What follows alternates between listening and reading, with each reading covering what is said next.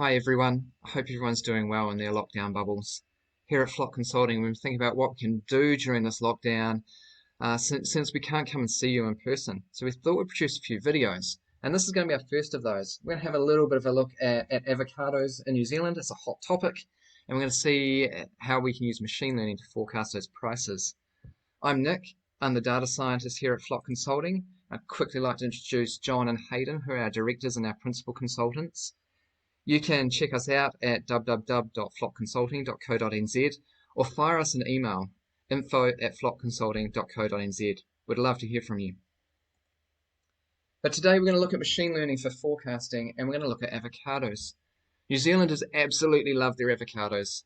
Smashed avocados on toast are part of the hipster cafe culture here in New Zealand, and somewhat controversially back in 2017, The Guardian published an article that said that avocados on toast are the reasons millennials can't afford to buy a house.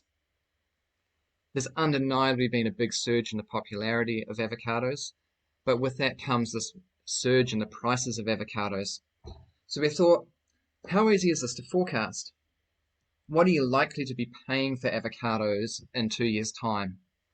So we jumped to Stats New Zealand and downloaded the last 10 years of data, and we're going to have a bit of a look. Broadly, there's two approaches to forecasting. First is expert or domain-driven models, and I'm a huge fan of these. These are usually done by business analysts or accountants, people who are experts in the field and know the business inside and out. They're usually simple, logical, usually easy to describe, and because they're developed by the business, they usually get really good support from the business. However, typically they tend to be short-range forecasts, and they tend to assume simple models, simple trends, simple patterns. And along with that, I think they tend to be single point forecasts. You don't get an appreciation for how confident you are in those forecasts. And the transparency of these models is arguable. I'm certainly not a fan of opinion-based models. I think that they should be based on numbers and they should be backed up by those. So on the other side of things, you've got machine learning models. These, of course, are data-driven and they're evidence-based, which is always a great thing. Though perhaps we shouldn't sacrifice domain knowledge and expertise at the same time. But they've got the ability to handle complex scenarios and huge amounts of data. And one of the things I do like is that their performance is measurable. It's part and parcel with training a machine learning model that you'll look at the goodness of fit, how well it fits historical data and how accurate it is. Of course, there's downsides. There's a large technical barrier.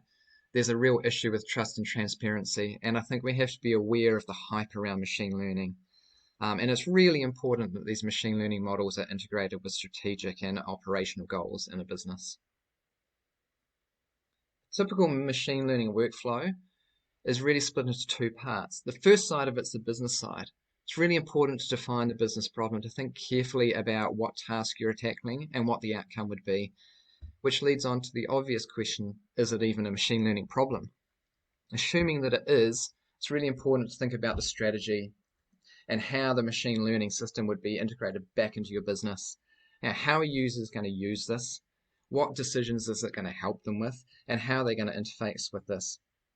I also think it's really important to think about what happens if your machine learning model doesn't surface enough information to help you change your typical approach. What would your default decision be? If we don't know any more than we do today, what would I do? But then, of course, assuming that the machine learning model works well, how would you change that position? The other side of the coin, obviously, is the machine learning workflow.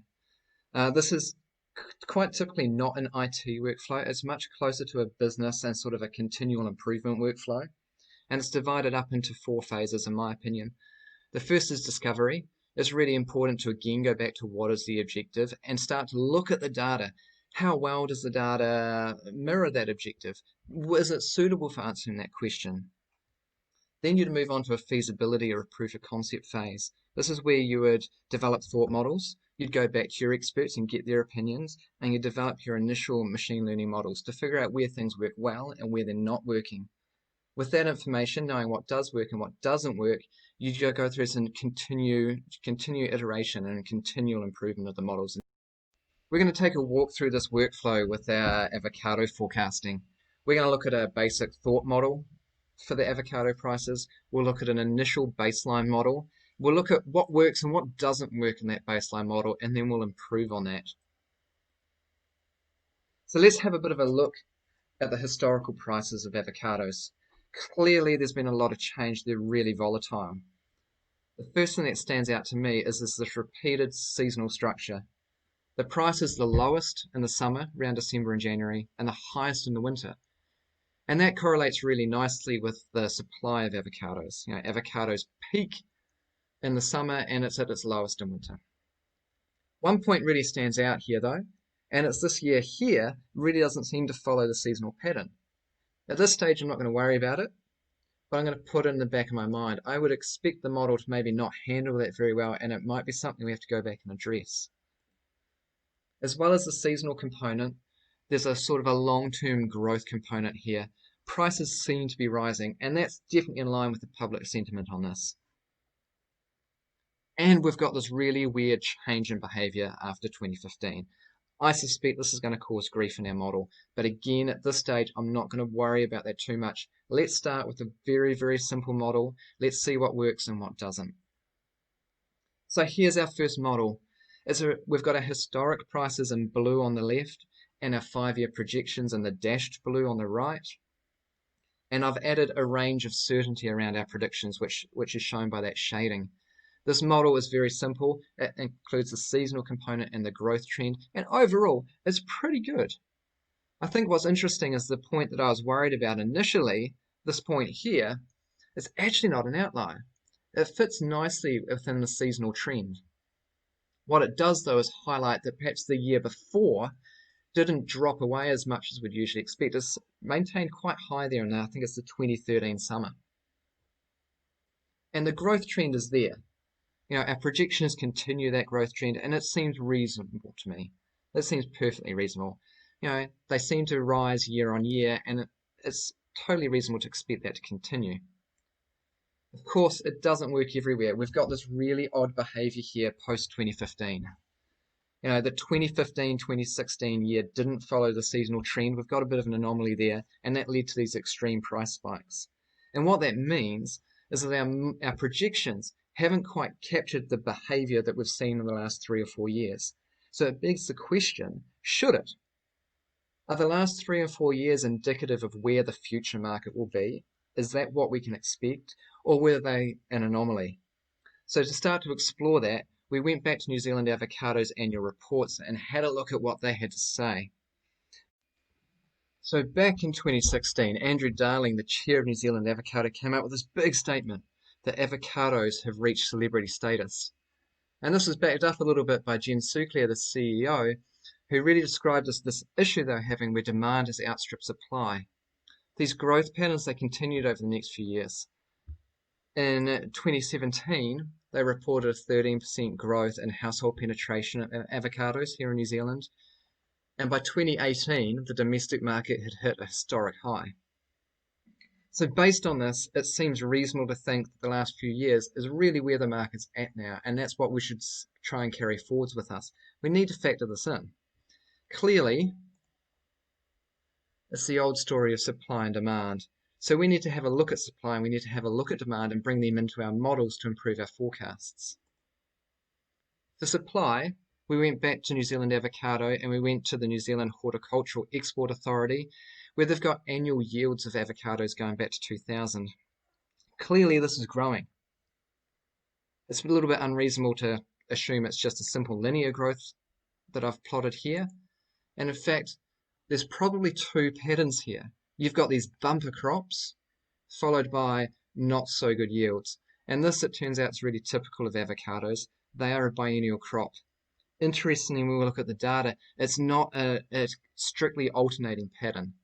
So our forecasting models here for yield need to be a little bit flexible. It's probably year on year off, but there might be 2 down years in here. Also, a linear trend here and continued linear growth is probably unreasonable. So we incorporated a saturation point. It seems that there's a natural ceiling to what New Zealand will be able to supply. There's only so much farmland that's in avocados after all. So we put an upper limit on that and we've given it this exponential growth curve. A little bit more interesting is demand. Right? I don't have historical orders from supermarkets and the data I'd like to have for this. So we went and looked for a surrogate. And I went to Google Trends and had a look at the growth of veganism and popularity of vegan diets here in New Zealand. Because for me, that seems to correlate really well with the growth in a hipster cafe culture and really what we think probably drives the price of avocado here in New Zealand. So if we look at the Google Trends data here in red and we put the price data underneath that, it's really clear that at around 2015, we had this surge in popularity. And that correlates with the crazy surges in prices that we're seeing. So we can probably use this as a surrogate measure to estimate demand. So I took the Google Trends data and I calibrated it with information from New Zealand Avocado's annual reports. Now we know what the market cap was in 2016. So I used that to center this curve. And then we took their forecasted market cap, and New Zealand Avocado think the domestic market could be as big as 75 million, so we made that the ceiling. And again, we've got this exponential curve. It's a logistic growth curve for demand. So the goal now is to bring supply and demand into our model. Here's our original model. It's got this seasonal component, which is built up from year-on-year trend and monthly trend. And we've got this continuous growth trend. Into that now, we're going to bring supply and demand. Now, this is still a really simple model. It's an incredibly transparent model. There's nothing black box about this. And the nice thing is, and I think this is really topical now, is we're all in lockdown because of COVID-19. This is definitely going to impact demand going forwards. But because we've got these really clear factors that build up our model, we can adjust that. So if we think demand's going to drop off over the next few months, then the business analysts, the forecasters, whoever's doing this, they can come in and they can turn that dial down a little bit. And they can see what impact that has on their predictions. Equally, if they think the growth trend is going to change, they can change that. And they can look at how their forecasts change in response to that. So these are great models for sort of what-if analyses. And they're not limited to just one prediction. Let's have a look at the results. Here are our results. Again, historical prices in the solid blue line with our 5-year projection in the dashed blue line and a range of uncertainty around these forecasts. All in all, this is looking way better than last time. We've still got this continued growth trend, but the forecasts are more in line with the last 3 or 4 years just by building in supply and demand than they were previously. We've still got some historic anomalies, where the model's not a perfect fit for the data, but that's okay. We're not trying to fit the data perfectly. We're trying to extract solid trends, robust trends, trends we can rely on, and use them to forecast the future prices. So all in all, it's a reasonably good model. Could we improve on it further? Almost certainly, and this is where we would continue to iterate, would continue to go back to the business, get their feedback, find out what works for them, what doesn't, understand how they want to use it, and make sure that we've got all of the right factors, all of the right levers in that model so that they can adjust them and see what happens to their forecasts. But finally, we'd like to acknowledge Lingo Search and AI. They did all the code behind this, and that's me and my data science team. We're specialists in common sense modeling. We believe that machine learning should embrace expert knowledge. Whilst we're all for data-driven decision-making, the whole reason a business is usually good is the expertise that you have, and we really should be embracing that. We're experts in search, natural language understanding, and computer vision. Of course, the biggest thank you has to be to Flock and their team. Flock's the public face of all of this, so if you'd like to reach out, feel free to get hold of John, Hayden, or myself. We'd really like to hear from you.